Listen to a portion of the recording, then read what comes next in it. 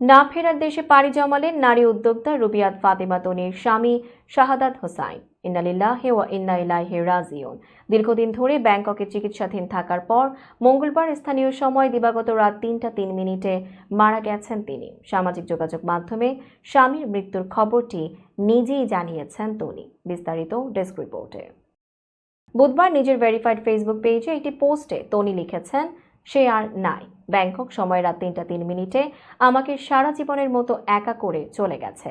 শুধু এখানেই নয়, তার ব্যবসায়িক ফেসবুক পেজেও স্বামীর মৃত্যুর সময়টি উল্লেখ করে তনি লেখেন, আমাদেরকে সারা জীবনের মতো একা করে চলে গেছে। আমি পারিনি তাকে বাঁচিয়ে রাখতে। দীর্ঘদিন ধরেই অসুস্থ ছিলেন তনির স্বামী, যার কারণে উন্নত চিকিৎসার জন্য তাকে দেশের বাইরে নিয়ে গিয়েছিলেন এই নারী উদ্যোক্তা, কিন্তু শেষ রক্ষা হলো না। সবাইকে কাঁদিয়ে চলে গেলেন না ফেরার দেশে। তনির স্বামী ছিলেন একজন সফল ব্যবসায়ী।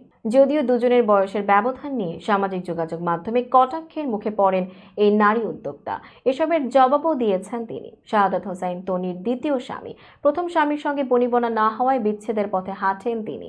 এরপর ভালোবেসে বিয়ে করেন শাহাদাতকে। প্রথমে পরিবার মেনে না নিলেও পরবর্তীতে সব ঠিক করে নেন তনি। সোশ্যাল মিডিয়ায় বিভিন্নভাবে বুলিংয়ের শিকার হলেও নিজের সাহসী প্রচেষ্টায় একজন সফল উদ্যোক্তা এবং অন্যদের কর্মসংস্থান সৃষ্টিতে গুরুত্বপূর্ণ ভূমিকা পালন করেছেন এই উদ্যোক্তা। দেশের বুকে তার 12টি শোরুম রয়েছে।